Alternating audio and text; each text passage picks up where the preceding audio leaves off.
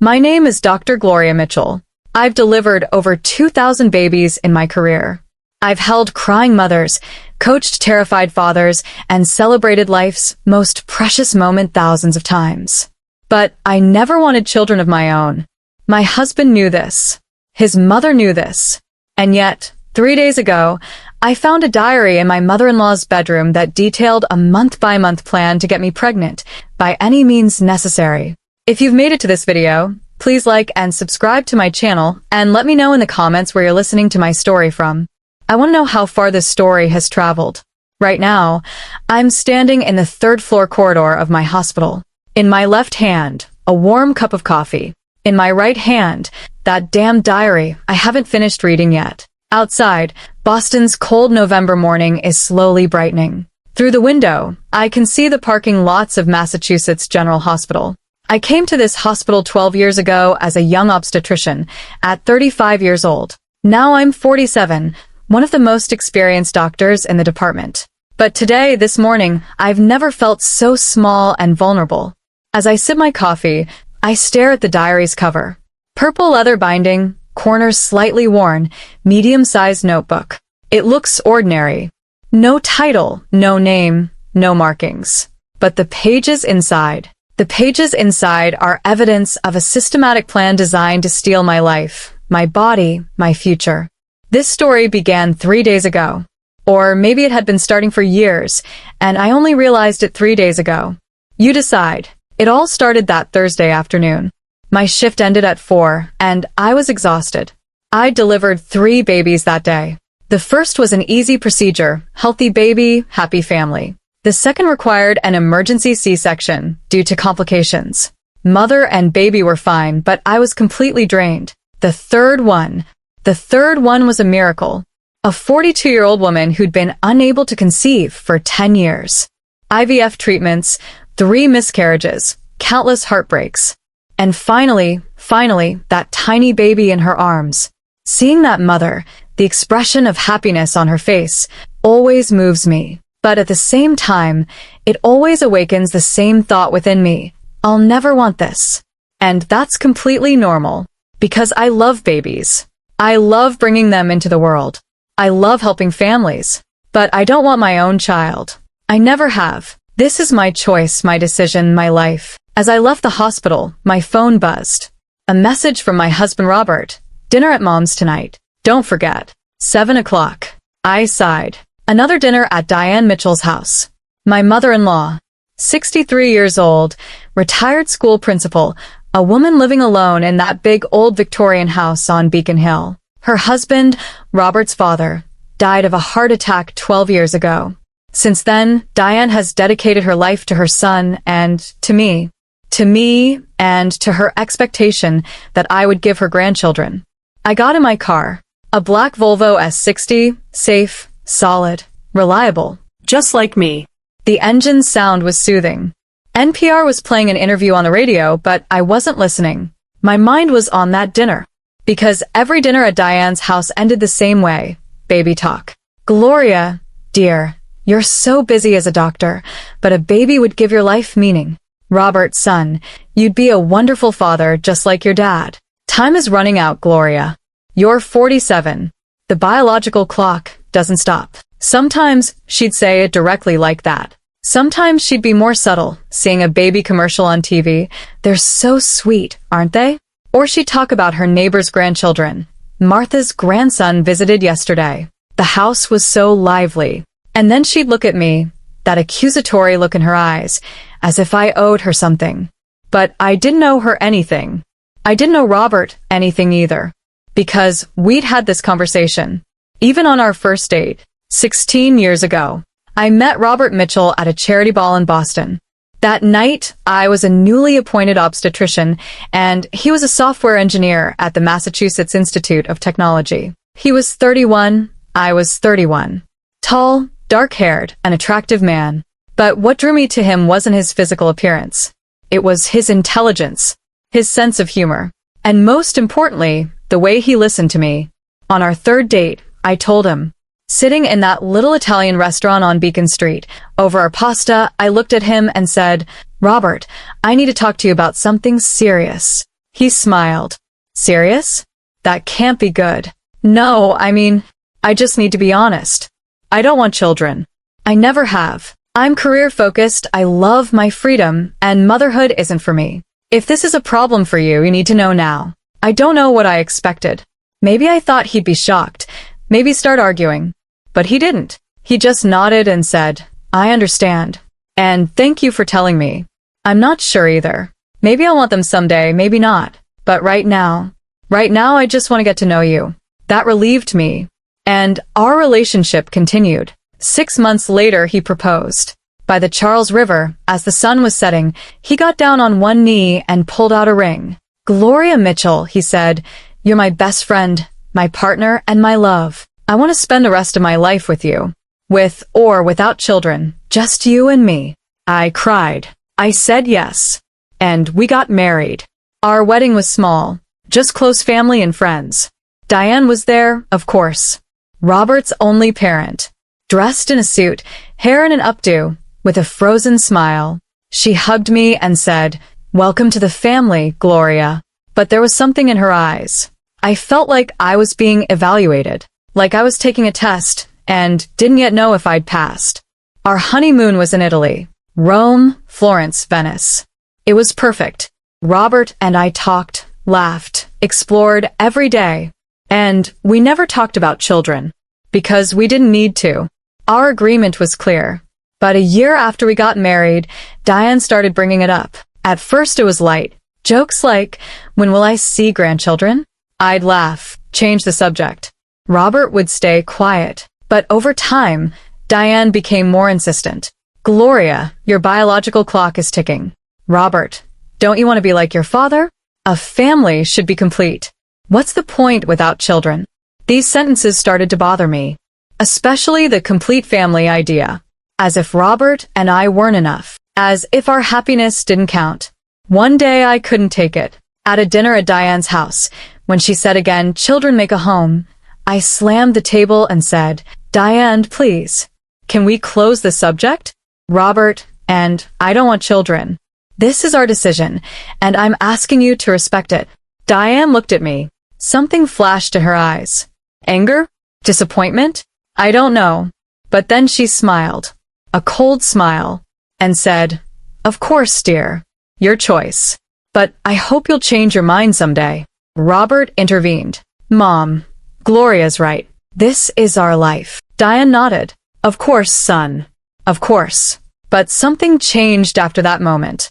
Diane became quieter. More calculating. She didn't talk about babies directly anymore. But that look was still in her eyes. As if she were making a plan. Now, 3 days ago, Thursday evening, when I arrived at Diane's house, she opened the door. She was smiling. A soft, warm smile. Gloria. Robert. Come in, come in. Dinner's ready. We went inside. The house was as it always was. Old furniture, vintage paintings, the piano silently standing in the corner. Everything was clean, organized, controlled. Just like Diane. We sat at the dinner table.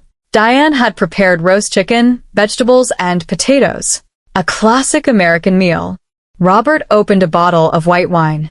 I took a glass and sipped. I was trying to relax a bit. During dinner, Diane talked about normal things. The weather. The neighbor's new car. The new museum exhibit in Boston. She didn't talk about babies at all. She didn't pressure at all. I was relaxed. After dinner, Diane said, Gloria, dear, I left something for you upstairs in the guest room. My mother's old shawl. It'll look beautiful on you.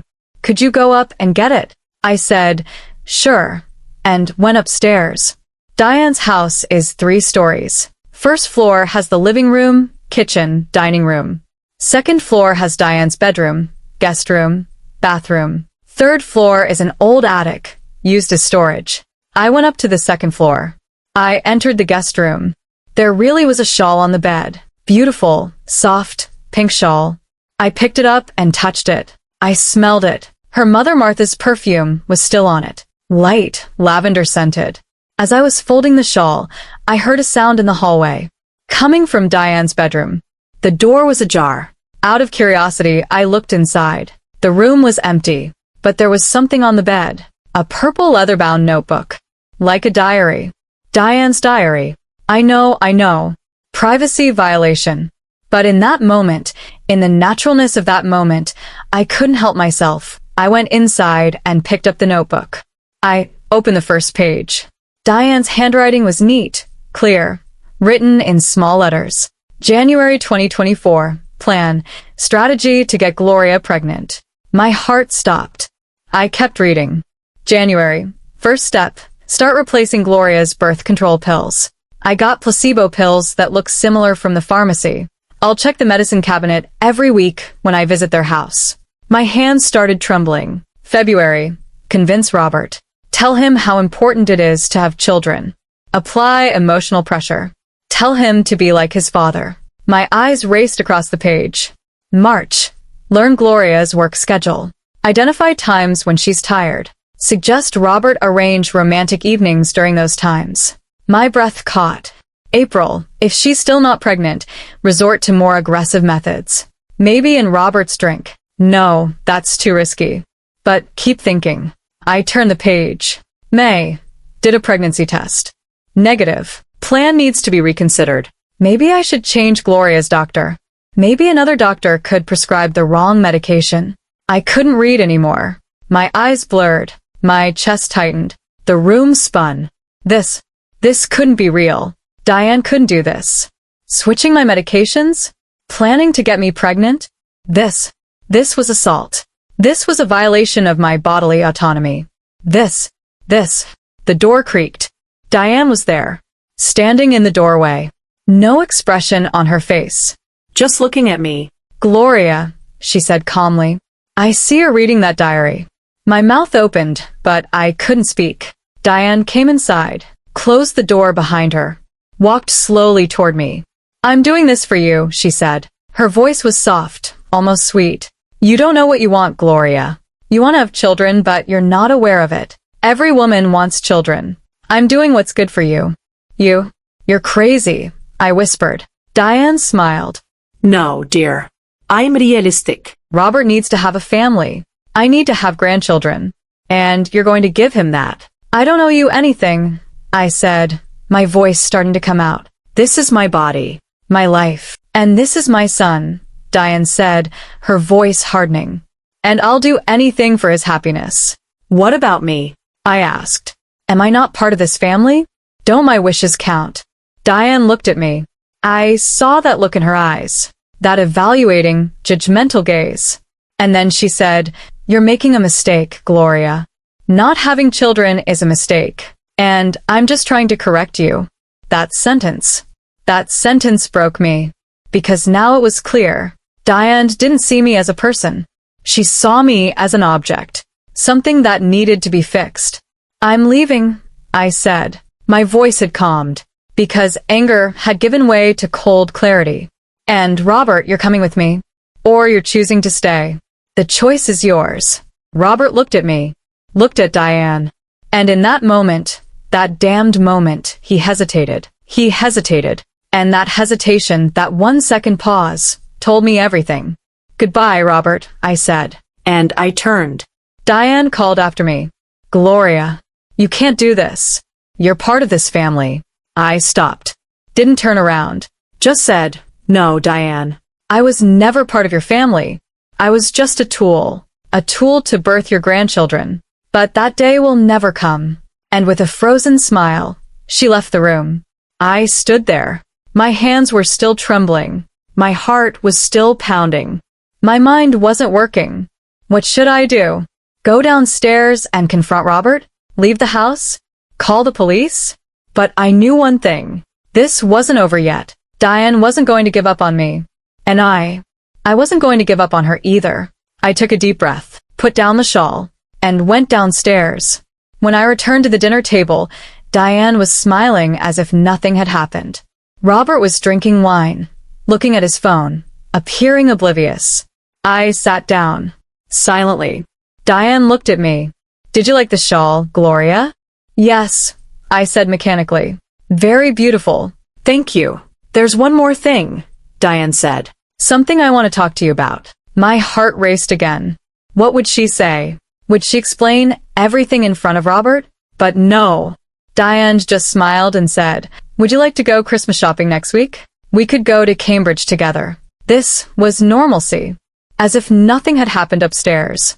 As if she hadn't planned to switch my medications. "Sure," I said in a hoarse voice. "Why not?" Robert looked up. "Great idea, Mom. Gloria loves shopping." Diane looked at me. There was a triumphant expression in her eyes.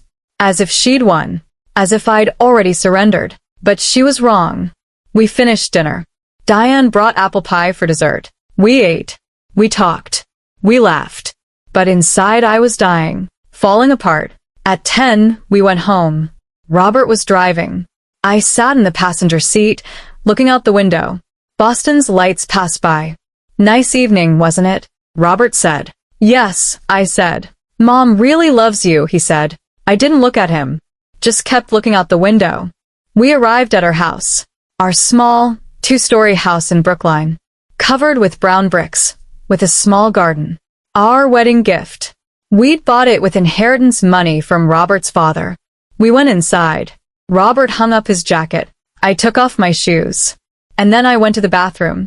I looked in the mirror. My tired eyes, pale face. A 47-year-old woman. A successful doctor. A happy marriage. Or so I thought. I opened the medicine cabinet. My birth control pills were there. A small pink box. 1 pill every day. For 12 years without fail. I picked up the box. Examined it. Everything looked normal. But I remembered what Diane had written in the diary. Placebo pills that looked similar. Were these pills real? Or had Diane really switched them? My hands trembled. I threw the box into the sink. Pills scattered everywhere. Small pink tablets spread around the sink. Robert knocked on the door. "Gloria? Are you okay?" "I'm fine," I said. But I wasn't. I wasn't fine at all. That night, I couldn't sleep. I lay on my side and listened to Robert, his steady breathing. He was sleeping deeply. Oblivious. Or did he know? I remembered Diane's words. Robert knows. But that was impossible. Robert wouldn't deceive me. He wouldn't betray me. Would he? I got out of bed, quietly went to the living room, opened my laptop, and started researching. Switching birth control pills. Interference with women's bodies. Unauthorized medical practice. Every article made me angrier. Because what Diane had done wasn't just immoral. It was illegal. It was assault. On my body, on my choices, on my life. Then something occurred to me. If Diane really switched my pills, there should be evidence. Pharmacy records. Receipts. Maybe cameras. I would go to the pharmacy first thing tomorrow morning. I'd check the records. I'd learn the truth. But there was another problem. Robert. If he really knew, then my marriage was a lie. My 16 years were a lie. Tears came. I cried silently. In the darkness, in the blue light of the computer, as a doctor who delivered 2,000 babies but never wanted children for herself, I sat there and thought about how my life was being controlled. Morning came. Robert got up, showered, went to work. He kissed me, said, "Good morning, love," as if everything was normal. I said, "Good morning, too." But storms were raging inside me. After Robert left, I got dressed. Black pants, white shirt, black jacket. I looked professional. But inside I was falling apart. I went to the pharmacy. Walgreens, on the main street in Brookline. I went inside, walked to the prescription counter. "Hello," I said to the pharmacist. She was a young woman, maybe in her 30s. "I'm Dr. Gloria Mitchell. I'd like to see the records of my birth control prescriptions." "Of course, Dr. Mitchell," she said. She looked at the computer. "Which date range would you like to see?" "The last year," I said. She waited a few minutes, then looked at the screen. Her brow furrowed. "Interesting," she said. "What's interesting?" I asked.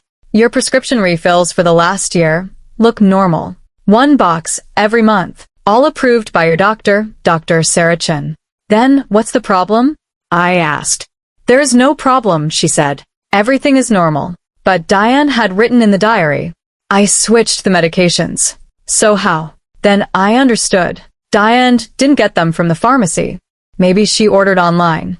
Maybe from another pharmacy. Maybe she made them herself. I didn't know. But one thing was certain. Diane was a liar. Or I was paranoid. But I read the diary. I saw it with my own eyes. This was a madness. It was real.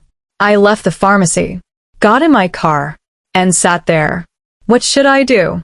Then my phone rang. A message from Diane.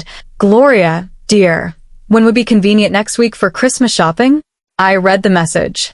My anger peaked. Diane was acting as if nothing had happened, as if she hadn't tried to control my life. I typed a reply. Diane, we need to talk. I'm coming to your house this afternoon. Of course, dear. 2 o'clock, okay? Okay. I sent the message and took a deep breath because today was confrontation time. Time to settle accounts with Diane Mitchell. But what I didn't know yet was this. This confrontation would completely change my life, and the truths I would learn would destroy me. When I arrived at Diane's house, it wasn't her who opened the door. It was Robert, when he was supposed to be at work, and there was an expression on his face. Guilt? Fear? I didn't know. But in that moment I realized Robert didn't just know. He was part of the plan too. And now everything was about to come out. Robert stood at the door. His suit was still on, but his tie was loose. His hair was messy, as if he'd run his hand through it several times. There was something in his eyes. Worry? Guilt? Or just exhaustion? I didn't know. I wasn't sure I knew him anymore. Gloria, he said. His voice was low, almost a whisper. Come in. We need to talk. Aren't you supposed to be at work? I asked. My voice was cold, distant. I didn't recognize myself. Mom called, he said. She said you sent her a message. So I had to come here. Of course. Diane had called him. Naturally. Because Diane controlled everything. Every move, every conversation, every confrontation. I went inside. Diane's house was silent as always. The piano stood in the corner. Vintage paintings hung on the walls. But this time, everything looked different. As if this house was no longer a house. It was a prison cell, and I had come here to be judged. Diane was waiting in the living room.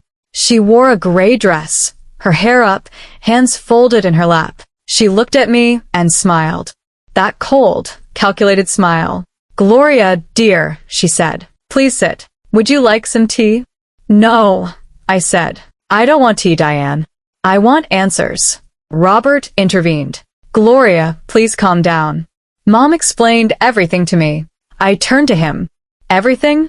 Then tell me, Robert. What did your mother tell you? Robert hesitated. Looked at Diane.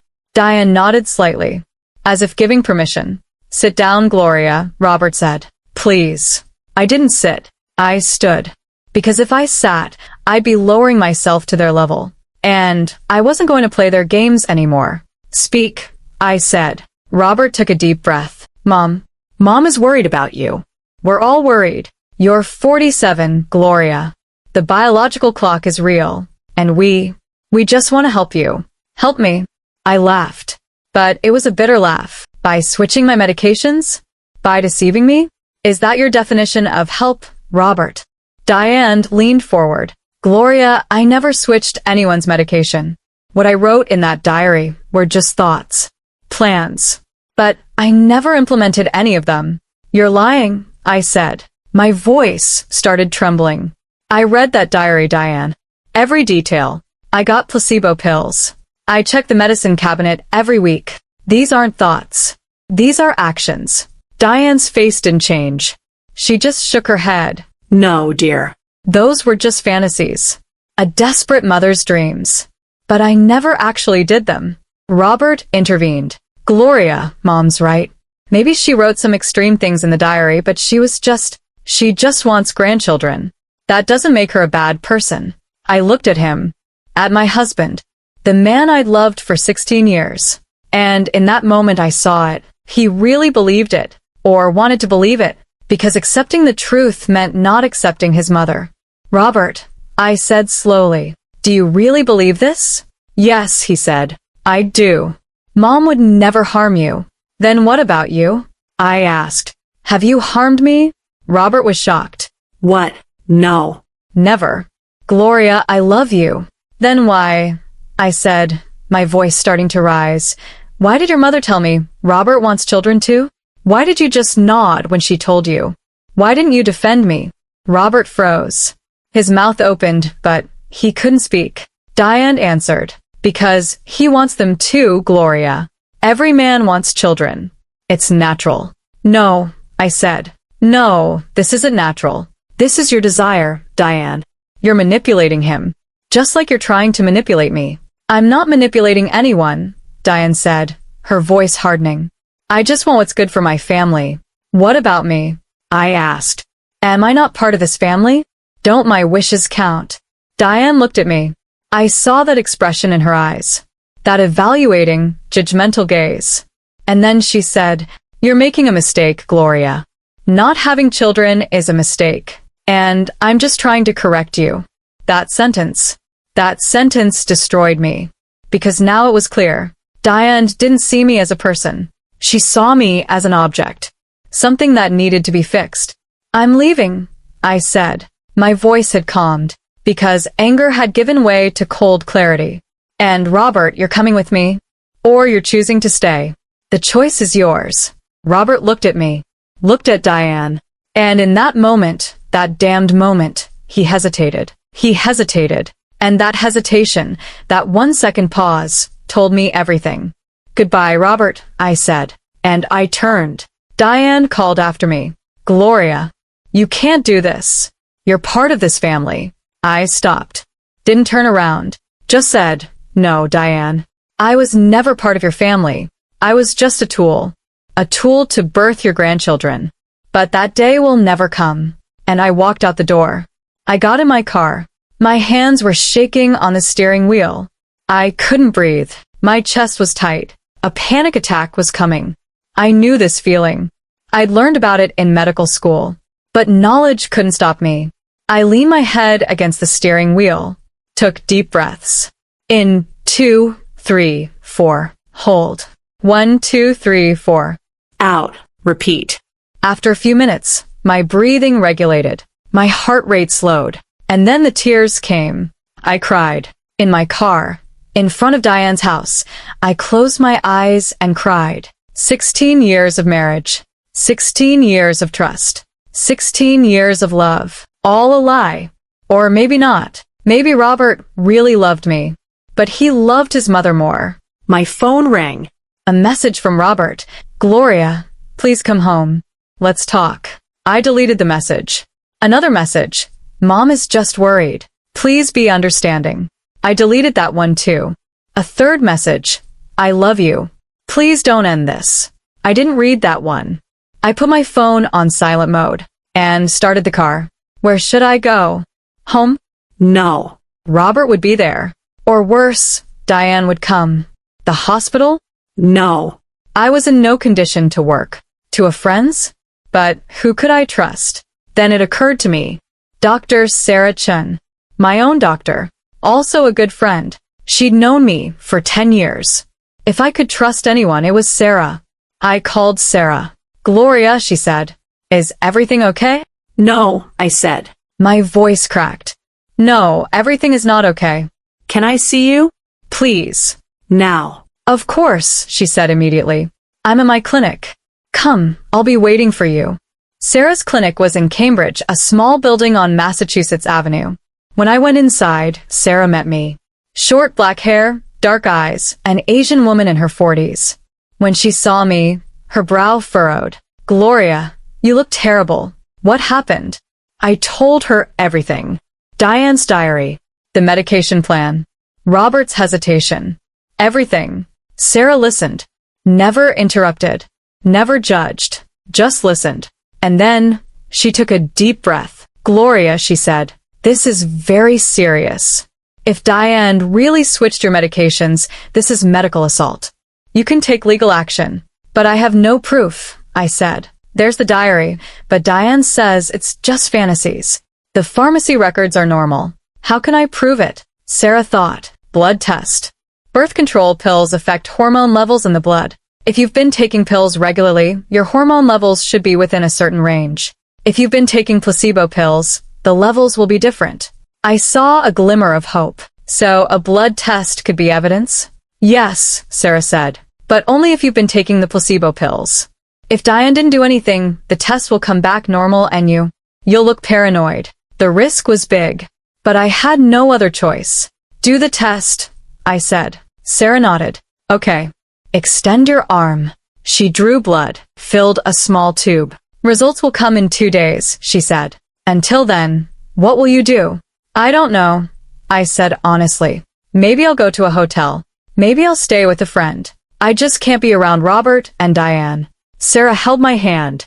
Gloria, I'm with you. Whatever happens. If you need help, call me. Thank you, I said. And for the first time that day, I felt truly grateful. When I left Sarah's clinic, it was dark. Boston's cold November evening. The streets were wet, leaves scattered on the ground. I got in my car and thought. I didn't want to go home. But my clothes, my things were there. And Robert was still my husband. We were still married. For now. My phone rang. This time a message from Diane. Gloria, please be understanding. I only want what's good for you. As a mother, you can understand this. Oh wait, you're not a mother. Maybe that's why you don't understand. That message made me shake with anger. Diane was attacking me. My choices, my identity. I didn't reply, because that's what Diane wanted. A reaction. But I wasn't going to give her that satisfaction. Instead, I messaged someone else. My sister Natalie. Natalie was 3 years older than me. 50 years old. Married, had 2 kids. Lived in New York. We'd always been close. But in recent years, due to distance and work pressures, we hadn't talked much. I messaged, Nat, I need to call. Urgent. A minute later, the phone rang. It was Natalie. Glory, she said. She always called me that. What happened? Are you okay? I told her everything too. Diane, the diary, Robert, everything.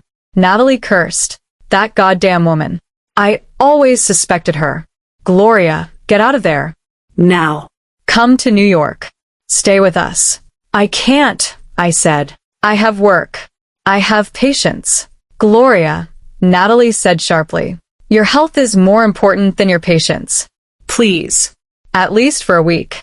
Collect yourself. Then you can go back. I thought. Maybe Natalie was right.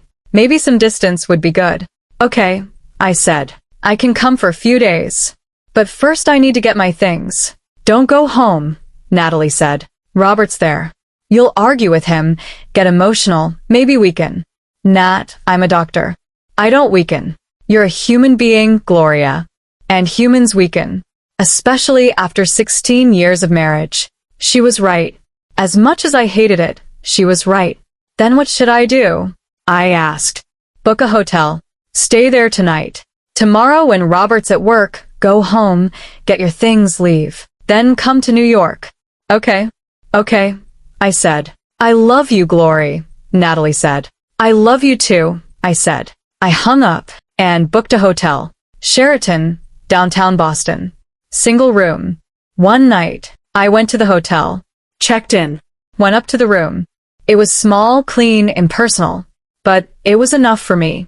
I lay on the bed, stared at the ceiling, and thought, what had Diane written in the diary? Just the medication plan? Or was there more?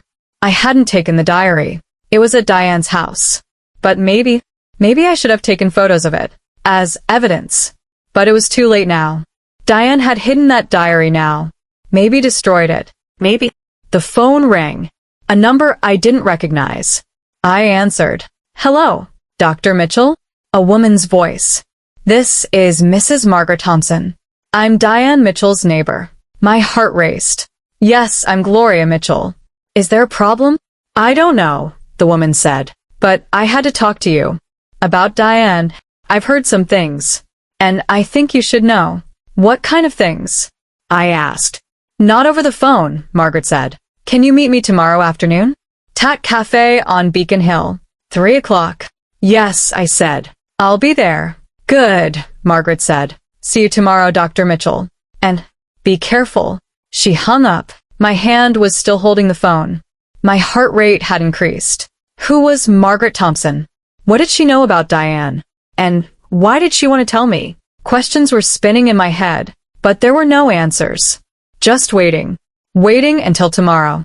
That night, I couldn't sleep. I tossed and turned in bed. I thought about Robert, about Diane, And about myself. Who am I? a doctor, A wife. but not a mother. And does this make me incomplete? Diane thought so. Part of society thought so. But me? What did I think? No. I wasn't incomplete. I was a complete person. With my own choices.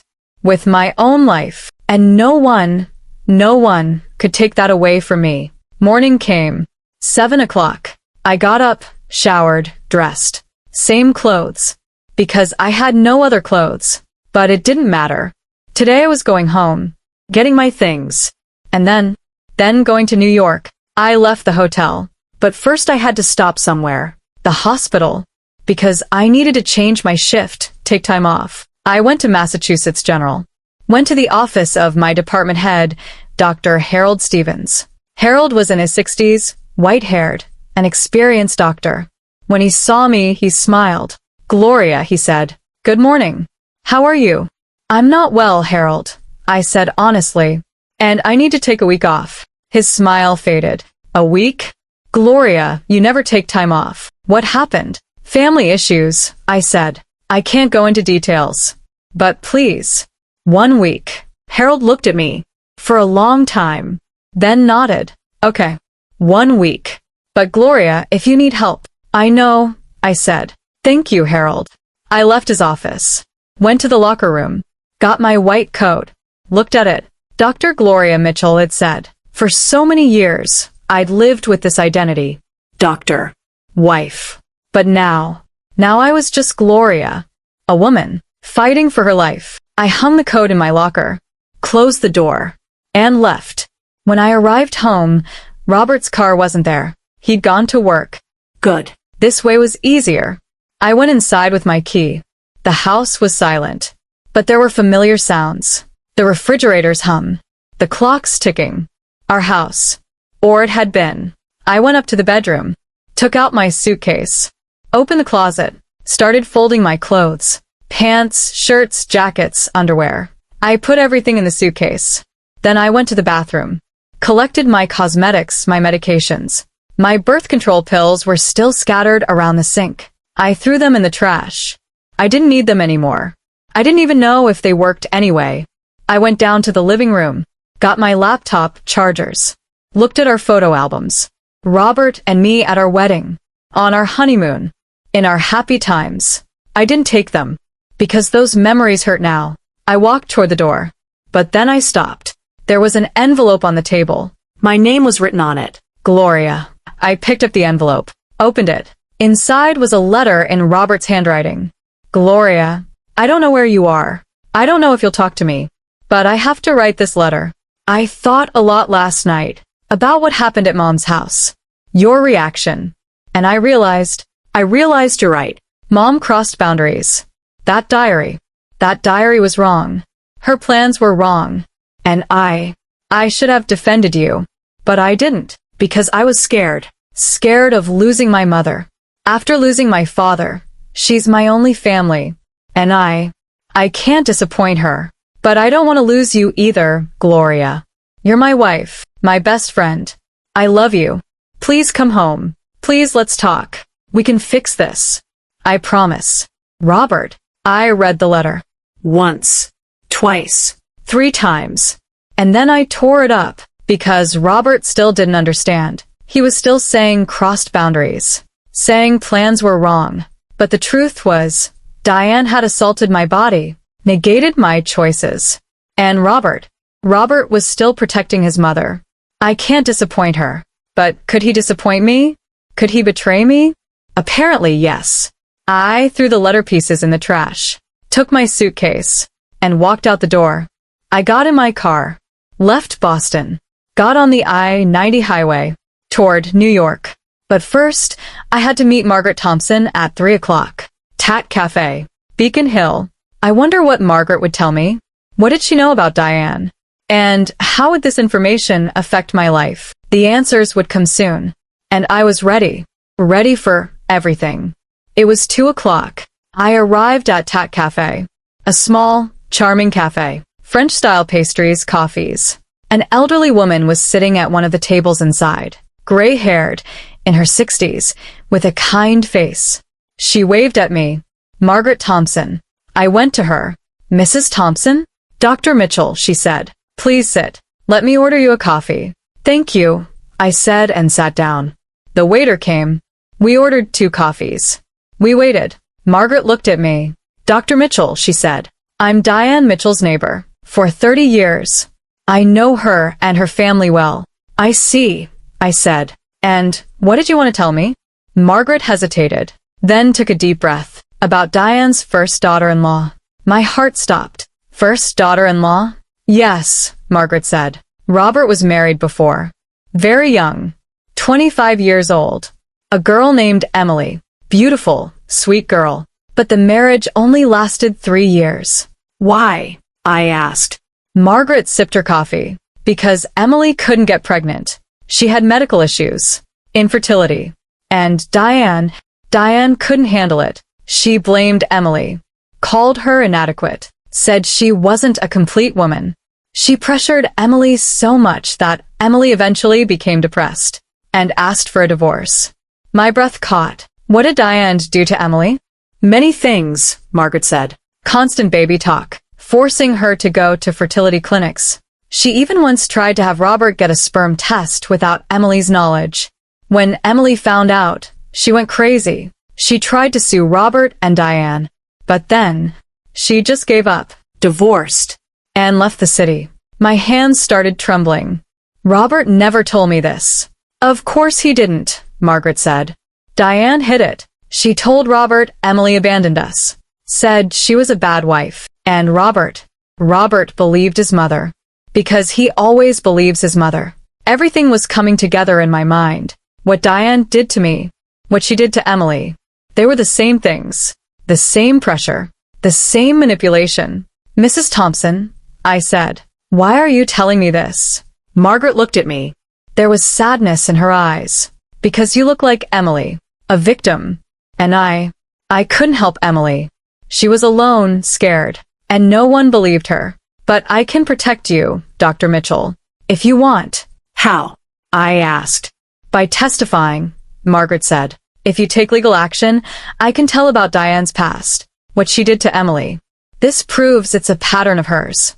I saw a glimmer of hope. Because Margaret was right. If Diane had done this before, this wasn't just a fantasy. This was a behavioral pattern. Thank you, I said. Thank you, Mrs. Thompson. You're welcome, she said. And Dr. Mitchell, be careful. Diane is dangerous. Especially when she's cornered. We finished our coffees. Margaret gave me her phone number. If you need me, call, she said. I left the cafe, got in my car, and sat there. Diane wasn't just doing this to me. She'd done it before. To Emily. And who knows how many other women. This wasn't just my battle anymore. This was the battle of all women. The battle for bodily autonomy. And I was going to win. At any cost. My phone rang. A message from Sarah. Gloria. Blood test results came in. We need to meet. Urgent? My heart raced. I called Sarah. What happened? Sarah's voice was serious. Gloria, your hormone levels, they're not normal. When you should be taking birth control pills, the levels indicate placebo. So Diane wasn't lying, I said. She really switched my pills. Yes, Sarah said. And Gloria, there's one more thing. What? I asked. Sarah hesitated. You're pregnant. 2 weeks along. The world spun. My car spun. Everything spun. What? I whispered. You're 2 weeks pregnant, Gloria. I checked the test 3 times. It's definite. No. No, no, no. This couldn't be. I couldn't be pregnant. I didn't want to be pregnant, but Diane wanted it. And Diane had won. I got out of the car, fell to the ground, and screamed. I let out all the anger, all the pain, all the desperation in one scream. Because Diane had won. Or so she thought. But she didn't know that this war wasn't over yet. Because my body, my choice. And wow. I was sitting on the ground. In front of Tat Cafe, on the sidewalk. People were passing by. Looking at me, whispering. But I didn't care. because my world had collapsed. Again. Pregnant. I was pregnant. 2 weeks along. Diane's plan had worked. She'd switched my medications. She'd assaulted my body. And now something was growing inside me. Something I didn't want. My phone rang. Sarah calling again. I answered. Gloria, she said. Her voice was worried. Where are you? Are you okay? No, I said. My voice was hoarse. No, I'm not okay, Sarah. Tell me where you are. I'm coming right now. I gave her the address. Sarah was there in 15 minutes. She pulled up in her car, got out, crouched next to me. Gloria, she said softly. Get up. Get in the car. Let's talk. She helped me up. I stood. Got in the car. Sarah got in the driver's seat. Handed me a water bottle. Drink, she said. I drank. Cold water burned my throat. But it also calmed me. Gloria, Sarah said. You have options. You know this. You're a doctor. I knew. Of course I knew. I had options. Abortion. Adoption. Or giving birth. But all these options should be my choice. Mine. Not Diane's. Sarah, I said. My voice started coming out. She did this. Diane did this. She got me pregnant. Without my permission. Without my consent. I know, Sarah said. And this is a crime, Gloria. Medical assault. It could even be considered sexual assault. Because she manipulated your consent. But how do I prove it? I asked. The diary is just words. The blood test only shows hormones. Diane can say I didn't do anything. Sarah thought. Margaret Thompson's testimony. Emily's story. The pattern. And DNA testing. DNA testing? I asked. If Diane took your medications, there might be fingerprints. Maybe her hair, her DNA remained on the pillbox. It's a small chance, but a glimmer of hope. Small but hope. But I threw the pillbox in the trash, I said. In the trash at your house? Sarah asked. Yes. Then it might still be there. If Robert hasn't taken the trash out yet. I thought. Robert usually took the trash out on Fridays. Today was Thursday. Maybe he hadn't taken it out yet. I need to go, I said. I need to go home and get that box. I'm coming with you, Sarah said. No, I said. You stay here. If something happens to me, you're a witness. You're my insurance. Sarah hesitated, but then nodded. Okay, but stay on the phone. Keep me on the line. If anything happens, I'll call the police immediately. Deal, I said. I went home. Drove quietly into the street. Robert's car wasn't there. He must still be at work. Good. I went inside with my key. The house was silent. But now it was a foreign silence. As if this house wasn't mine. Had never been mine. I went to the kitchen.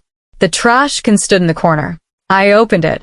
Inside were coffee grounds, fruit peels, napkins. And that pink pill box. I took it, put it in a plastic bag. Evidence. Maybe something would come of it, maybe not. But I had to try. Then I went to the bathroom. Opened the medicine cabinet. Maybe Diane had left something else. A clue. A trace. I rummaged through the cabinet. Aspirin, vitamins, bandages. Normal things. But then in the very back I saw a small bottle. No label. Just a white bottle. I took the bottle. Opened it. Inside were small pink pills. They looked just like birth control pills. But what was this? I took one. Examined it closely. There was a small letter on it. P. Placebo. Diane had put these placebo pills here. Maybe as backup. Maybe she'd forgotten. But this was evidence. I put the bottle in the plastic bag too. My heart rate had increased. Maybe I was winning. Maybe. The door opened. I froze.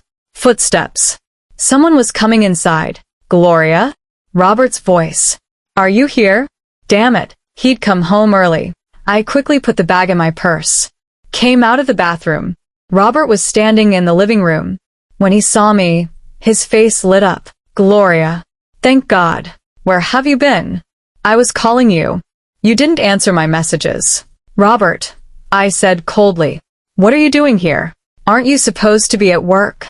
I left early, he said. I needed to talk to you. Gloria, please. Sit. Let's talk. There's nothing to talk about, I said. Yes, there is, Robert said. He approached me, tried to take my hands. I pulled back. Gloria, I talked to Mom. I told her. I said she crossed boundaries. And she's apologizing. I laughed. A bitter laugh. Apologizing? Robert, your mother switched my medications. She got me pregnant. And you're telling me she's apologizing? Robert's face paled. What? Pregnant. Oh. He didn't know. Diane hadn't told him. Yes, I said. I'm 2 weeks pregnant. And this is your mother's doing. She switched my birth control pills with placebo. And now there's a baby inside me. A baby I don't want. Robert staggered backward, as if he'd been slapped. Pregnant. This is what you wanted too, isn't it? I asked. You wanted children. Your mother said so. I don't know, Robert said. His voice was shaking. I mean, yes, maybe someday. But not like this. Not this way. Gloria, you didn't want this. This is wrong. Finally, I said. Finally, you said something right. Robert looked at me. There were tears in his eyes. Gloria, what are you going to do? I don't know, I said honestly. But this will be my decision. Mine. Not yours. Not Diane's. Mine. I understand, Robert said. And I'll support you. Whatever you decide. I looked at him. Really? Would he really support me? Or would he succumb to Diane's pressure again? Robert, I said, I'm going to ask you a question. And I want you to be honest. When your mother made this plan, did you know? Robert froze. No. I mean, Mom said some things. Like, maybe Gloria's pills aren't working. But I didn't really know she switched them. But you suspected, I said. And you didn't question it. Robert lowered his head. You're right. I'm sorry. I'm so sorry. Sorry. Everyone was sorry. But sorry wasn't enough, because the damage was done. My body, my life, my future. Leave, Robert, I said. Please leave. Gloria, leave, I shouted. Robert flinched, then nodded. Okay, I'm leaving. But Gloria, I love you. And this isn't over. Yes, I said. It's not over. Because I haven't settled accounts with Diane yet. Robert walked toward the door. But he turned and looked. What are you going to do? Seek justice, I said. And Robert left. I called Sarah. I got the evidence. Placebo pills, pill box. Everything. Great, Sarah said. Now what will you do? Lawyer, I said. I need a lawyer. A good lawyer.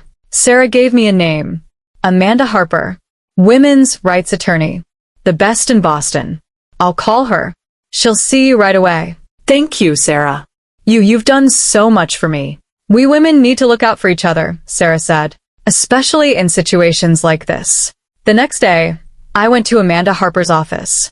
Downtown Boston, in a tall building, 10th floor. The office was modern, professional. Glass desks, leather chairs. Law degrees on the walls. Amanda Harper was 45 years old. Long red hair, sharp green eyes, strong posture. When she saw me, she shook my hand. Dr. Mitchell, she said. Please sit. Sarah told me about your situation. It's very troubling. I sat. I told her everything. Diane's diary. The medication switch. The pregnancy. Margaret Thompson's Emily story. The evidence. Amanda listened. Took notes. And then she said, Dr. Mitchell, your case is strong. We can file both civil and criminal charges against Diane Mitchell. What kind of charges? I asked. Medical assault, Amanda said. Consent violation. Bodily autonomy violation. And if you suffered trauma from the pregnancy, emotional damage compensation. Also, if Robert knew, conspiracy to assault. But the evidence? I asked. Is the diary enough? Not by itself, Amanda said. But the diary plus Margaret's testimony plus the placebo pills plus the blood test results, all together they make a strong case. Especially if we can find Emily too. If Emily also testifies, this proves Diane is a predator. Emily. I needed to find her. How can I find Emily? I asked. Private investigator, Amanda said. I know one. Peter Sullivan, former police detective. Very good at finding people. Can you reach him? I asked. Of course, Amanda said. I'll arrange a meeting for tomorrow. Thank you, I said. Amanda leaned forward. Dr. Mitchell, I need to tell you something. This case won't be easy. Diane and Robert will defend themselves. They might countersue. They might try to smear you. You need to be prepared. I'm prepared, I said. I'm prepared for everything. Good, Amanda said. Then let's begin. I met Peter Sullivan the next day. A man in his 50s, gray-haired, hard eyes. We sat in a cafe in Cambridge. Dr. Mitchell, he said, you want me to find Emily Carson, Robert Mitchell's ex-wife? Yes, I said. She's very important. If Emily testifies, we prove Diane's history. Peter nodded. I understand. Emily Carson. She left Boston 14 years ago. According to records, she moved to Seattle. She works at an advertising agency there. Not married. Lives alone. Can you find her? I asked. Already found her, Peter said. He handed me a file. Here's her address, phone number, workplace information. Everything's here. I took the file. Emily Carson, 39 years old, Seattle, Washington. An apartment on Maple Street. Thank you, Mr. Sullivan, I said. You're welcome, Peter said. But Dr. Mitchell? Be careful when you contact Emily. She went through trauma years ago. She might not want to talk. I understand, I said. But I have to try. That evening, I called Emily. The phone rang 3 times. Then a woman answered. Hello, Emily Carson? I said. Silence. Then, yes. This is me. Who are you? My name is Dr. Gloria Mitchell. I'm Robert Mitchell's current wife. Or ex-wife. I'm not sure yet. A longer silence. Then Emily said, What did that son of a bitch do to you? My heart raced. She knew. She understood. Diane, I said. Diane Mitchell. She did the same thing to me. Tried to get me pregnant. Or succeeded. Emily took a deep breath. Damn it. So she's still doing it. Yes, I said. And I want to stop her. But I need your help. Your testimony. Emily hesitated. I don't want to go back to that time. It was very difficult for me. I know, I said softly. And I don't want to force you. But Emily, if we don't stop her now, Diane will do this to other women. Maybe Robert will remarry.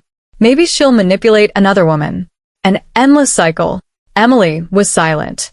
But I could hear her breathing. She was thinking. Then she said, What do I need to do? Emily agreed to come from Seattle to Boston. A week later, she'd give a statement at Amanda Harper's office. And if the case went to court, she'd testify. During that week, I also faced my own decision. The pregnancy. It was 2 weeks along. Still very early. I could have an abortion. Legal. Safe. My choice. But was this too easy? Diane wanted this. She wanted to get me pregnant. If I had an abortion, would I be showing her I won? No, that was the wrong thought. Because this wasn't about Diane. This was about me. My body. My choice. I talked to Sarah. What do you think? I asked. Gloria, Sarah said. This is only your decision. If you don't want a child, have an abortion. If you're uncertain, give yourself time. But whatever you do, don't feel guilty because of Diane. This is your life. She was right. This was my life. I made an appointment. Planned Parenthood, Cambridge. Counseling session. To discuss options. When I went to the clinic, there were protesters outside. Don't kill babies signs. Choose life slogans. I walked past them. Covered my ears. Because this wasn't their choice. It was my choice. Inside, I talked to a counselor. Linda, a woman in her 40s, compassionate. Dr. Mitchell, she said. Let me explain your options. Abortion, adoption, or continuing the pregnancy. Each option has its own consequences. I know, I said. I'm a doctor. I know the medical parts. But the emotional part is hard. Linda nodded. Understandable. Especially if you got pregnant without consent. This is traumatic. Without consent, I said. The words were bitter in my mouth. Yes. Exactly like that. There's no rush to decide. Linda said. You can think for a few more weeks. But the earlier the better, right? I asked. Medically, yes, Linda said. Emotionally, everyone's different. When I left the clinic, I still hadn't decided. But I knew one thing. This decision wasn't to please Diane or to spite Diane. This would be, for me, only for me. Emily came to Boston. I met her at the airport. It was easy to recognize her. I knew from Margaret's photos. 39 years old, short blonde hair, blue eyes, an elegant woman. But there was sadness in her eyes. Deep, old sadness. Emily, I said. I'm Gloria. She looked at me, and then hugged me. An unexpected move, but it was warm. Real. Thank you, she said. Coming wasn't easy, but I know I'm doing the right thing. I took her to Amanda Harper's office. There, Amanda, me, and Emily sat. Amanda took out a voice recorder. Amanda said, please tell us your story. What did you experience during your marriage with Robert and Diane Mitchell? Emily took a deep breath and began. I met Robert when I was 23. He was 25. He was romantic, kind. I fell in love. We got married a year later. When did you meet Diane? Amanda asked. Right away. Diane was very, very interested. Too interested. She'd visit us constantly. Ask questions constantly. When are you planning to have children? Families should have children. Every dinner the same conversations. I nodded. It sounded familiar. Robert and I decided to try for children 2 years after we got married, Emily said. But it didn't happen. 6 months, a year, 2 years. Nothing. I went to the doctor. Had tests. I was diagnosed with infertility. My tubes were blocked. Surgery was needed. How did Diane react? Amanda asked. Emily's eyes filled. She blamed me. Said, you're inadequate. Said, you're not a complete woman. She told Robert, maybe you should have married someone else. To my face. She said it to my face. Tears came to my eyes. I could feel Emily's pain.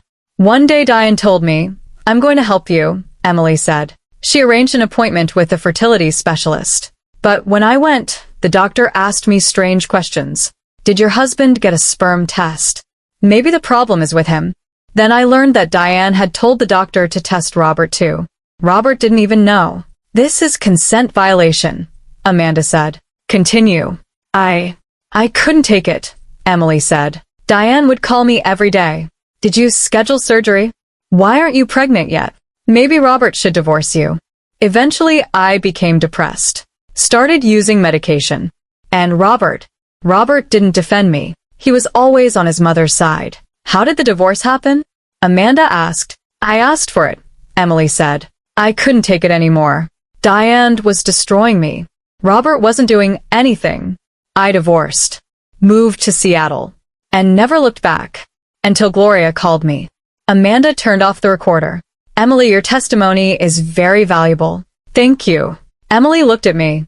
Gloria, what are you going to do? About the pregnancy? I don't know, I said honestly. But this will be my decision, not Diane's. Emily held my hand. You're strong. I wasn't strong then. But you're fighting. And I support you. Thank you, I said. After Emily's testimony was recorded, Amanda explained the next step. Now we'll send Diane Mitchell a formal notice. We're initiating legal action. Medical assault, consent violation, emotional damage. If Diane doesn't accept it and the case goes to court, Emily and Margaret will testify. When will you send it? I asked. Tomorrow, Amanda said. And Gloria. Diane's reaction could be harsh. Be prepared. I was prepared. I wasn't afraid anymore. Because I wasn't alone anymore. Emily, Sarah, Margaret, Amanda. They all had my back. That evening, I got a message from Robert. Gloria, please talk to Mom. She's very upset. She wants to apologize. I didn't reply. Another message. Please. We can work this out as a family. Family. He was still using the word family, as if what Diane did was normal family problems. I replied, Robert, tomorrow your mother will receive a notice. I'm suing her. We're not family anymore. We're enemies now. Robert immediately called. I didn't answer. He texted, Gloria, please don't do this. Mom is old. This could destroy her. I replied, She destroyed me. Now it's my turn. And I hung up. The next day, Amanda sent the notice. To Diane Mitchell. Official. Legal. That afternoon, my phone rang. From Diane. I answered. Yes. You little... How dare you? Diane was screaming. How dare you sue me? Very easy, I said coldly. Because you committed a crime, Diane. And I want justice. Justice. Diane laughed. A crazy laugh. You still don't understand. I'm helping you. You want this, but you're not aware of it. No, Diane, I said. You're crazy. And I'm going to stop you. Stop me? Diane said. Who are you? You're just a. Even Robert doesn't support you. He's still with me. Are you sure? I asked. I asked him. Did you know about Diane's plan? He said no. So you lied to him too. Diane went silent. Then said, Robert is my son. He'll always be on my side. Then we'll see in court, I said. And I hung up. My hands were shaking. But I also felt relieved. Because now it was clear. The war had officially begun. That night, Margaret Thompson called. Dr. Mitchell, neighbors heard Diane screaming at her house. She's very angry. Be careful. Thank you, Margaret, I said. Then Sarah called. Gloria, I submitted the blood test results to the court. The official report is ready. Diane's lies can be refuted. Great, I said. And then Natalie, my sister, called. Glory, how's the situation? Do you want to come to New York? Not yet, I said. The war isn't over yet. Okay, Natalie said. But if you need me, I'm here. I know, I said. I love you, Nat. I love you too. A week later, a response came from Diane's lawyer. Denial. Diane was denying all charges. And also, countersuing. Diane was suing me for defamation and slander. Amanda showed me the file. Diane's lawyer is Martin Gray. Old, experienced, aggressive. But don't worry. Our case is strong. Can the countersuit win? I asked. No, Amanda said. Because we have witnesses. Emily, Margaret, Sarah. And evidence. Diane's countersuit is just intimidation. But it was still scary. Because now it wasn't just me suing Diane. She was suing me too. This was a dirty war. And then something unexpected happened. Robert called me. But this time it was different. Gloria, he said. His voice was exhausted, broken. Can I see you in person? Please. Once. About what? I asked. About Mom, he said. I learned some things. And I need to share them with you. Interesting. What had Robert learned? Okay, I said. Tomorrow. Starbucks, Harvard Square. 10 o'clock. Okay, he said. Thank you, Gloria.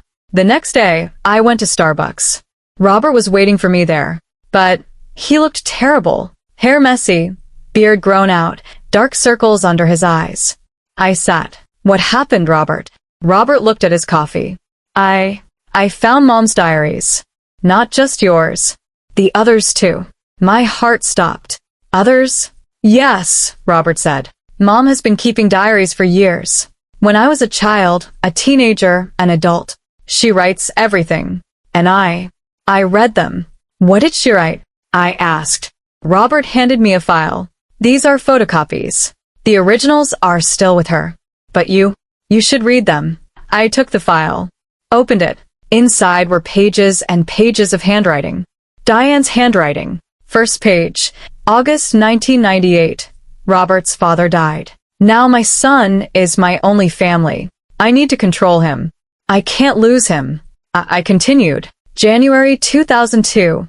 Robert married Emily. That girl is no good. She can't have children. She'll ruin Robert. I need to remove her. May 2004. Emily left. Good. Now I can find someone suitable for Robert. Someone controllable. My stomach churned. July 2010. Robert met Gloria. She's a doctor. Smart. But she doesn't want children. This is unacceptable. I need to change her. October 2010, Gloria and Robert got married. My plan has begun.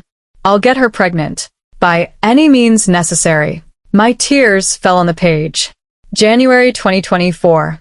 Gloria still isn't pregnant. More aggressive methods needed. putting the medication plan into action. I closed the file. I couldn't read anymore.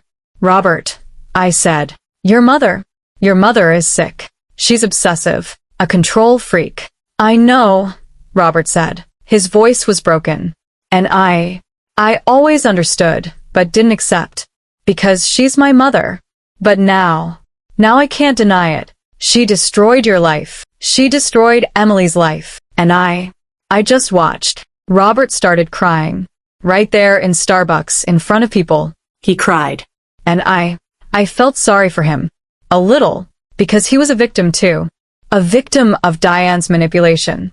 Robert, I said. What are you going to do? Robert looked at me. His eyes were red. I'm going to testify. I'm going to support your case. I'm going to submit Mom's diaries to the court. Because it's the right thing to do.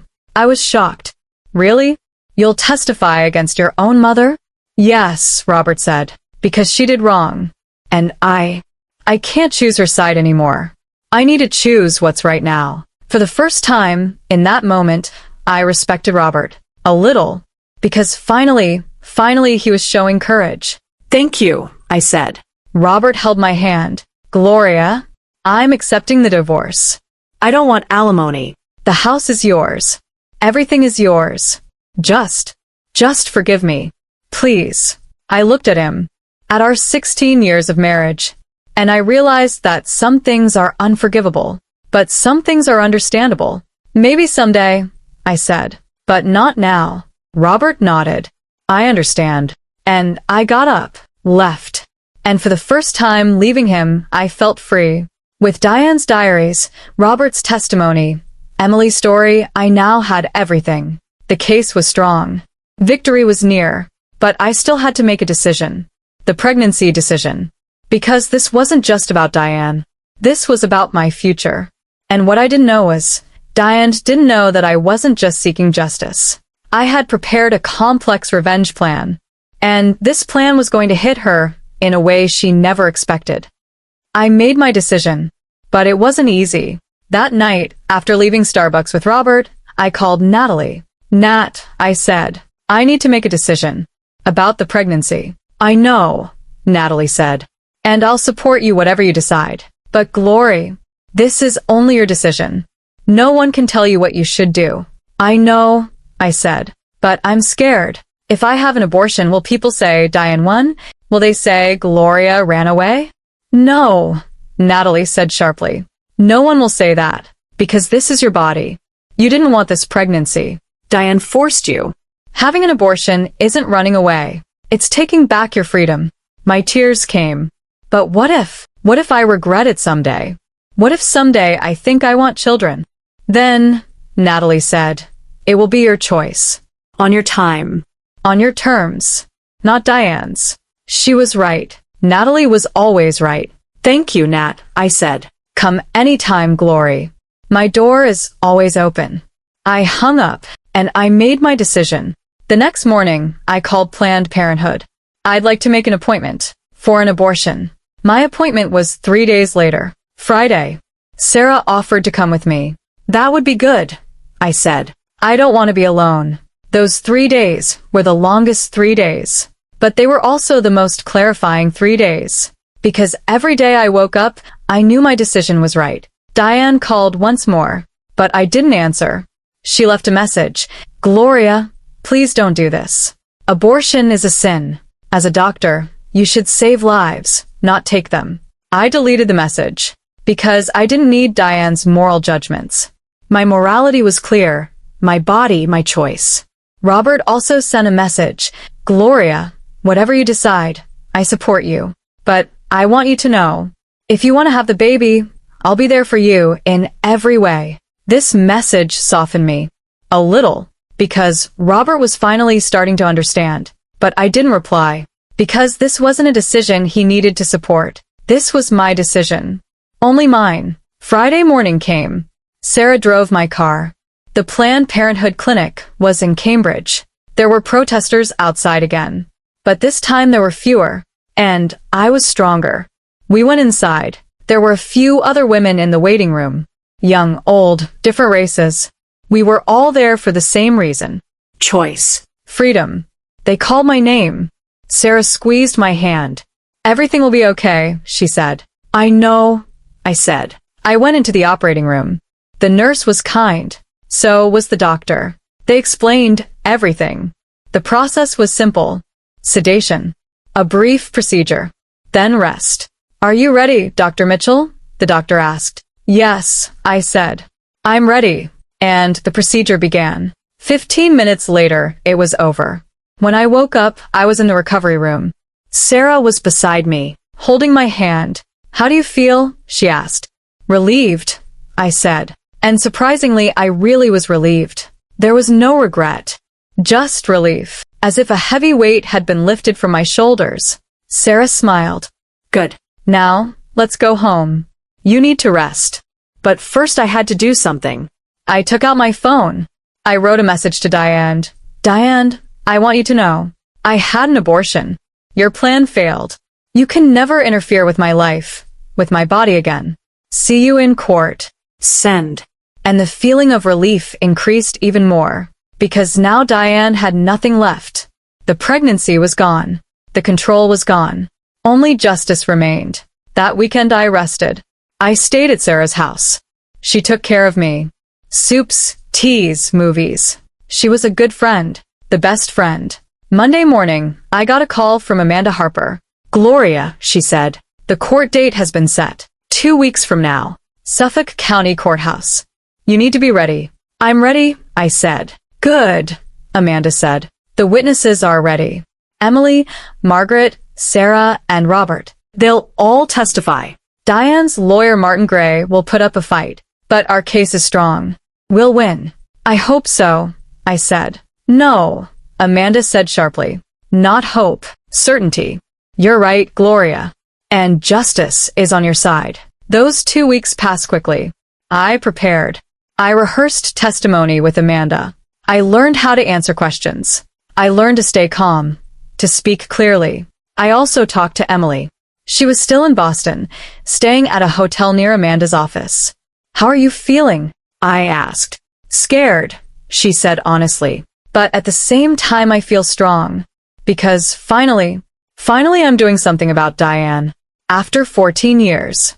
You're brave, I said. No, Emily said. You're brave. I ran away. You're fighting. We were both brave. In different ways. But brave. I also met with Robert one more time. At a cafe. Just the two of us. Gloria, he said. I'm going to testify in court, but I want you to know. Mom isn't talking to me anymore. I'm sorry, I said. And I really was sorry. A little. No, Robert said. Don't be. This is my choice. And it's the right thing to do. The divorce papers are ready, I said. You need to sign them. Robert nodded. I'll sign. I'm leaving everything to you. The house, the car, the savings. Everything's yours. Thank you, I said. No, Robert said. You don't need to thank me. This is the least I can do. I've been so unfair to you, Gloria. I'm sorry. I know, I said. And maybe someday I'll forgive you. But not now. Robert smiled. A sad smile. I understand. And I want you to know, I'll always love you. Really. I loved you too, I said. Past tense. Because we were done now. The court day came. Suffolk County Courthouse, downtown Boston. A large, imposing building. As I climbed the steps, my hands were trembling. But Sarah was beside me. Amanda was beside me. Emily was beside me. Margaret was beside me. We entered the courtroom. Large, serious room. The judge's bench in front, the witness stand on the right, no jury because this was a civil case, not criminal. Diane was there, with her lawyer Martin Gray. When Diane saw me, she glared. Anger, hatred, disappointment. All of it was there. But I looked at her and felt nothing. Just cold determination. The judge entered. Judge Linda Rothman. A woman in her 60s, white-haired, serious. Court is in session, she said. Case, Gloria Mitchell versus Diane Mitchell. Medical assault, consent violation, emotional damage. Plaintiff's attorney, Amanda Harper. Defendant's attorney, Martin Gray. Amanda stood. Your Honor, my client Dr. Gloria Mitchell was subjected to a systematic assault by her mother-in-law Diane Mitchell. Diane Mitchell switched Dr. Mitchell's birth control medications with placebo, getting her pregnant without her consent. This is medical assault and a violation of bodily autonomy. Martin Gray stood. Your Honor, my client Diane Mitchell denies all charges. The diary is just thoughts. No action was carried out. Dr. Mitchell's pregnancy could be coincidental. Birth control pills aren't 100% effective. Judge Rothman nodded. Understood. Witnesses will be heard. Plaintiff, call your first witness. Amanda looked at me. The plaintiff calls Dr. Gloria Mitchell. I stood, walked to the witness stand, took the oath. I swear to tell the truth, the whole truth. Amanda approached me. Dr. Mitchell, please tell the court about your relationship with Diane Mitchell. I took a deep breath and began. Diane Mitchell is my former mother-in-law. I was married to Robert Mitchell for 16 years. I've known Diane since our marriage. At first she was kind, but over time, she became controlling. About children. How is she controlling? Amanda asked. Constant baby talk. When will I see grandchildren? The biological clock is ticking. A family should be complete. Every dinner, every holiday, every visit. The same pressure. And what did you say? Before I married my husband, we had an agreement. I didn't want children. I was career-focused. Robert accepted this. I told Diane too. But she never accepted it. Amanda showed a document. This is Diane Mitchell's diary. Your Honor, we submit it as evidence. Judge Rothman took the document, examined it. Her brow furrowed. Amanda continued. Dr. Mitchell, how did you find this diary? At Diane's house, I said. In her bedroom. I saw it accidentally and read it. Inside was a month-by-month plan. A plan to get me pregnant. Switch the medications. Get placebo pills. Everything was there. And then what did you do? I confronted Diane. She denied it. Said just thoughts. But I knew the truth. And I got a blood test.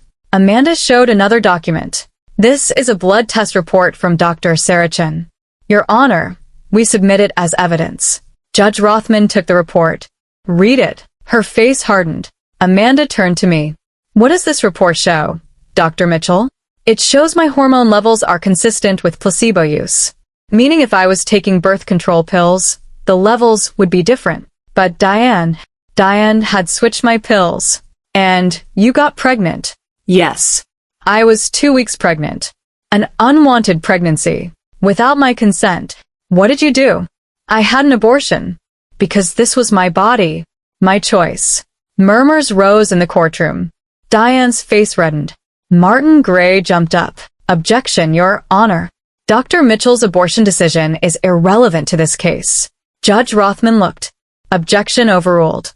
Dr. Mitchell's abortion decision shows the consequences of the consent violation. Continue, Attorney Harper. Amanda smiled. No further questions, Your Honor. Martin Gray stood. Cross-examination time. Dr. Mitchell, he said. His voice was harsh. Did you ask permission to read Diane Mitchell's diary? No, I said. So you violated her privacy? Yes. But answer is sufficient. And this blood test, does it prove the pregnancy was a result of Diane Mitchell's actions? Or could it be coincidence? Birth control pills are 99% effective, I said. For me to get pregnant, the pills had to not be working. And the blood test shows the pills weren't working. Because I was taking placebo. But do you have direct evidence that Diane Mitchell switched the pills? A witness? Camera footage? No, but answer is sufficient. No further questions. Martin Gray sat. He was smiling. As if he'd won. But he didn't know the witnesses hadn't come yet. Amanda stood. Next witness. Dr. Sarah Chen. Sarah took the witness stand. Took the oath. Amanda asked, Dr. Chen, you're Dr. Mitchell's doctor, correct? Yes, Sarah said. For 10 years. And we're also close friends. Did you perform the blood test? Yes. And the results are clear. Dr. Mitchell's hormone levels appear as if she's not taking birth control pills. How is this possible? Two possibilities. Either Dr. Mitchell forgot to take the pills, or the pills are placebo.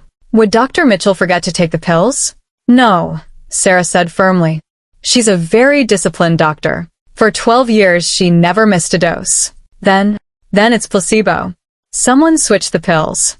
Martin Gray cross-examined. Dr. Chun, you're Dr. Mitchell's friend. Aren't you biased? I'm a doctor, Sarah said coldly. I present scientific facts. Unbiased. No further questions, Martin Gray said. But he looked uncomfortable. Amanda called the next witness. Margaret Thompson. Margaret walked to the witness stand with strong steps despite her age. Took the oath. Amanda asked, Mrs. Thompson, how long have you known Diane Mitchell? 30 years, Margaret said. I'm her neighbor. In Beacon Hill. Do you know about Diane Mitchell's first daughter-in-law? Yes. Emily Carson. Robert's first wife. Their marriage lasted 3 years. What happened? Margaret took a deep breath. Diane pressured Emily because she couldn't get pregnant. Said she was inadequate. Said she wasn't a complete woman. Emily became depressed. Divorced. Left the city. Does what Diane did to Emily resembles what she did to Dr. Mitchell? Yes, Margaret said. Exactly the same.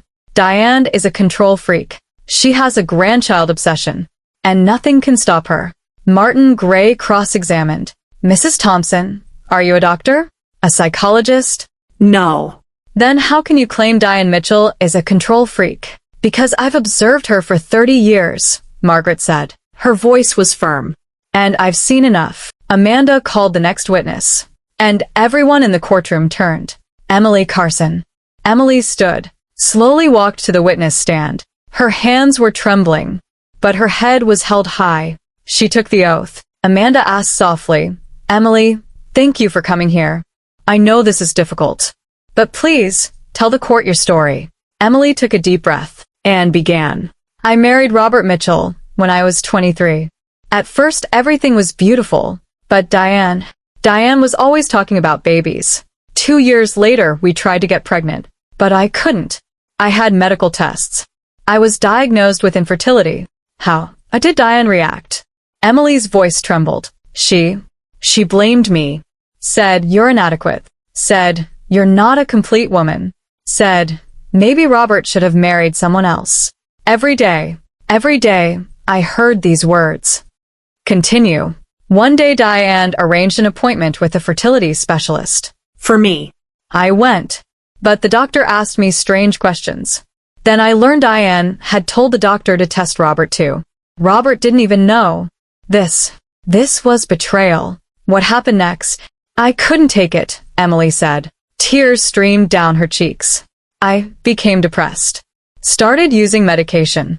And Robert didn't defend me. He was always on his mother's side. I divorced, moved to Seattle, and never looked back until Dr. Mitchell called you. Yes.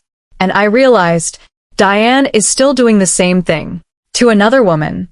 And I have to stop this. The courtroom was silent. Judge Rothman looked at Emily. There was sympathy in her eyes. Martin Gray cross-examined. Miss Carson, these events happened 14 years ago. Why are you coming forward now? Because, Emily said, I was a coward then. But Gloria is brave, and I support her. Did Diane Mitchell physically harm you? Did she use violence against you? No. But emotional violence can hurt more than physical violence. Martin Gray didn't ask any more questions. Emily's testimony was too powerful. And then the most important witness came. Robert Mitchell, Amanda said. Murmurs rose in the courtroom. Diane's face paled, because her own son, was going to testify against her. Robert took the witness stand. Didn't look at Diane. Took the oath. Amanda asked, Mr. Mitchell, you're here to testify about your mother Diane Mitchell. This wasn't an easy decision, was it? No, Robert said. His voice was broken. But it's the right thing to do. You found your mother's diaries. Correct? Yes. Mom has been keeping diaries for years.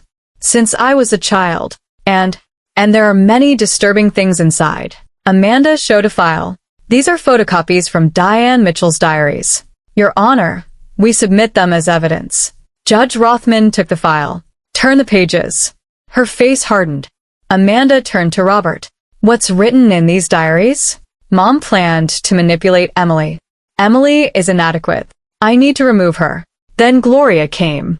Gloria doesn't want children. I need to change this. I'll get her pregnant by any means necessary. Did you know about these plans? Robert lowered his head. I suspected. But I didn't want to accept it, because she's my mother. And I was blind. What do you think now? Robert raised his head, looked at Diane. For the first time, Mom is sick, obsessive, a control freak. And I couldn't stop her. I'm sorry for that. To Gloria. To Emily. To everyone. Diane jumped up. How can you betray me? I'm your mother. I raised you. I took care of you. Judge Rothman struck the gavel. Silence. Ms. Mitchell, sit down. Diane sat, but her face was red. Her eyes were wet. And I felt sorry for her. A little, because she was also a sick woman. But that didn't make her innocent. Martin Gray cross-examined. Mr. Mitchell, did your mother ever tell you that you wanted children? I'm uncertain, Robert said. Maybe I'll want them someday. But Gloria didn't want them. And I had accepted that. Mom hadn't. No further questions. Amanda called the final witness. Diane Mitchell. Diane stood. Martin Gray whispered something to her. But Diane didn't listen. She took the witness stand. Took the oath. Amanda asked, Ms. Mitchell, did you switch Dr. Gloria Mitchell's birth control medications? No, Diane said, but her voice was trembling. Amanda showed the diary. This is your diary, isn't it? Yes, but it says I got placebo pills. It says I checked the medicine cabinet. Did you write these? Yes, but they're just thoughts. I never actually did them. Then Amanda said, how do you explain the placebo pills found in Dr. Mitchell's house? Diane froze. Amanda showed a plastic bag. Inside was a white bottle, with the letter P on it. This bottle was found in Dr. Mitchell's bathroom. Inside are placebo pills. And on the bottle are your fingerprints, Ms. Mitchell. The courtroom gasped in shock. Diane's face paled. I was just trying to help. Helping someone without their consent is assault, Ms. Mitchell. Diane started crying. I just wanted grandchildren. Is that so wrong? Yes, Amanda said coldly. Very wrong. Because this wasn't your choice. It was Dr. Mitchell's choice. And you stole it. Diane sat. She looked finished. Martin Gray made a final effort. Your Honor, my client is elderly. She had no malicious intent. Just family love. Judge Rothman raised her hand. Enough, Attorney Gray. Family love cannot be an excuse to violate someone's bodily autonomy. All testimonies were finished. Amanda and Martin Gray gave their closing arguments. Amanda said, Your Honor, this case is simple. Diane Mitchell violated Dr. Gloria Mitchell's consent. She switched her birth control medications. She forced her into an unwanted pregnancy. This is medical assault. This is sexual assault. And this must be punished. Martin Gray said, Your Honor, my client is an elderly woman. She made a mistake out of family love. She deserves compassion, not punishment. Judge Rothman stood. The decision will be announced tomorrow. Court adjourned. The next day, we went back to court. Judge Rothman sat at her bench. She looked with a serious expression. The decision has been reached, she said. Diane Mitchell is found guilty. Medical assault, consent violation, emotional damage. Sentence, $100,000 in damages to Dr. Gloria Mitchell. Diane Mitchell, 2 years supervised probation. And a restraining order of 500 feet from Dr. Mitchell. The courtroom applauded. Sarah hugged me. Emily hugged me. Margaret smiled. Robert looked at me and nodded. An acknowledgement. An apology. A goodbye. Diane was sitting. Her head bowed. She looked finished. And I felt sorry for her. But I also felt relieved. Because now she was gone. Gone from my life. When I left the courthouse, the sun was shining. A cold December day in Boston, but it was warm for me. Because I was free. Amanda came up to me. Congratulations, Gloria. You won. No, I said. We won. You, Emily, Sarah, Margaret, Robert. All of us. Amanda smiled. Then we won. A few weeks later, the divorce papers were finalized. Robert left everything to me. House, car, savings. He didn't want alimony. He just wanted to be free. Just like me. Emily went back to Seattle. But before she left, she had coffee with me. Thank you, Gloria, she said, for giving me courage. No, I said. I thank you. You gave me courage. Maybe someday, Emily said, I'll find someone too. But this time I'll choose. By my decision. Absolutely, I said. By your decision. I also met with Margaret Thompson. We had tea at her house in Beacon Hill. You're a wonderful woman, Dr. Mitchell, Margaret said. Stopping Diane wasn't easy. But you did it. I couldn't have done it without your help, I said. Women should help each other, Margaret said. Especially in situations like this. Sarah and I also celebrated. At a restaurant, a nice dinner. Gloria, Sarah said. You know what you are? A hero. No, I said. I just fought for myself. That's exactly what makes you a hero, Sarah said. A few months later, I started a new life. I sold the house. There were too many memories there. Good and bad. I bought a new apartment. In Cambridge by the Charles River. Small but mine. I continued working at Massachusetts General. But now I was different. Stronger. Clearer.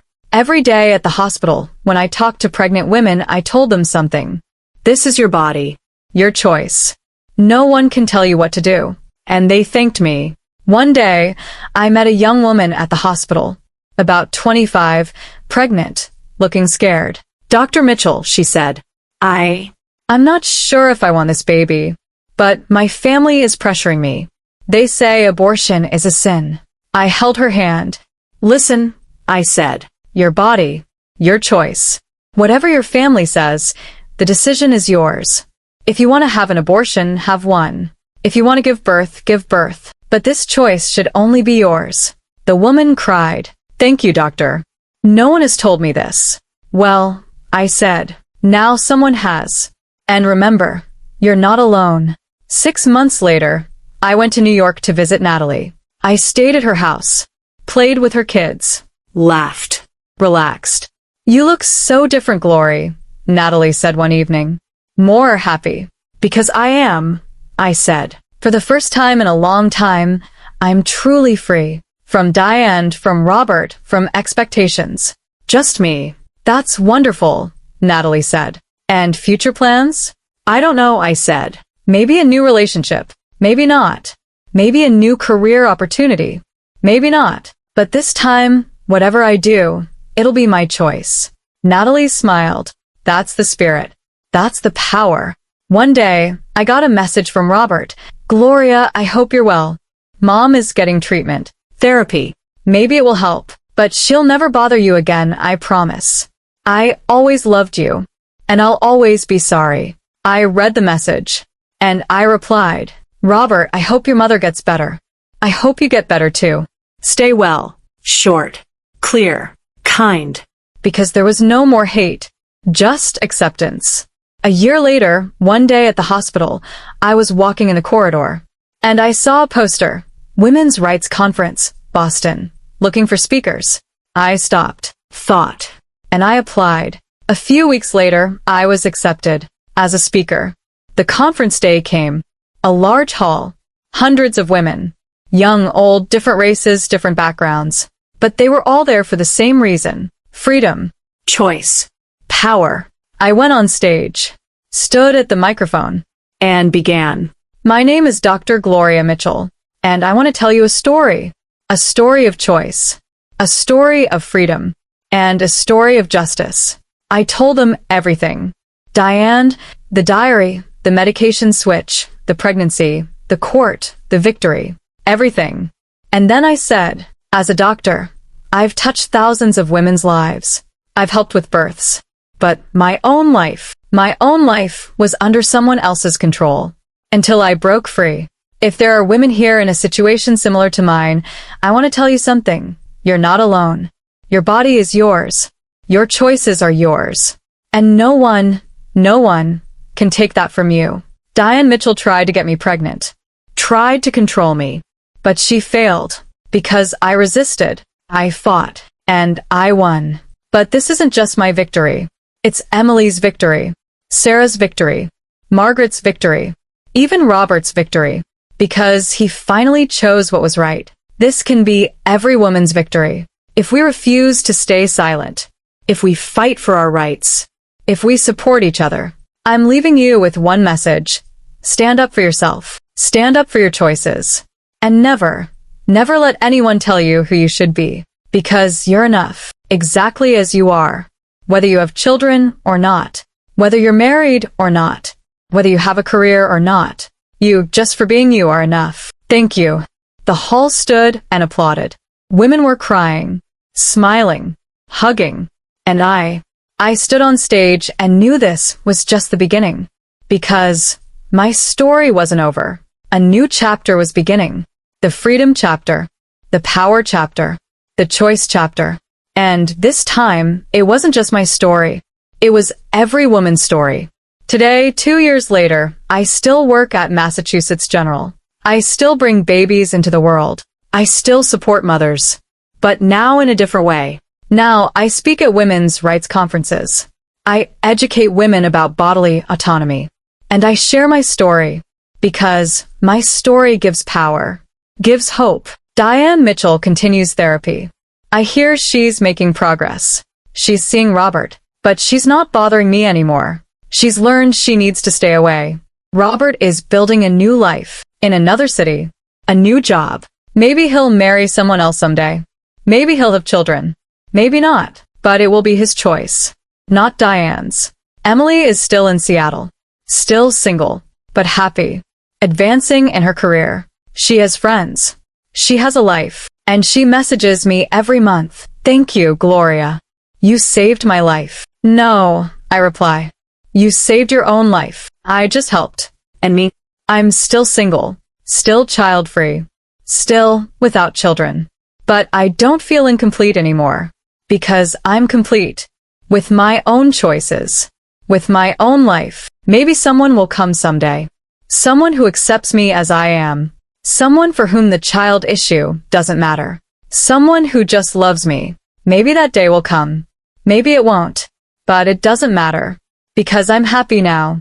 For the first time, truly happy. If this story told you something, please know, you're not alone. Thousands of women around the world are experiencing similar situations. Family pressure, societal pressure, bodily autonomy violations. But we won't stay silent. We'll fight. And we'll win. If you're currently in a similar situation, my advice: speak up. Don't stay silent. To a friend, a doctor, a lawyer, a therapist. Someone will believe you. Someone will help you. And remember, your body is yours. Your choices are yours. And no one can take that from you. Stand up for yourself. Stand up for your rights. And never give up. Because you're valuable. You're powerful. And you deserve to win. Did you like this story? What city are you listening from? Let's meet in the comments. If you like the story, you can support me by sending a super thanks so I can bring you more stories. Thank you in advance for your sweet support. I'm eagerly waiting for your comments about the story. You can see 2 new life stories that I highly recommend on the screen. There are more on my channel. Don't forget to subscribe. See you in the next life story. With love and respect.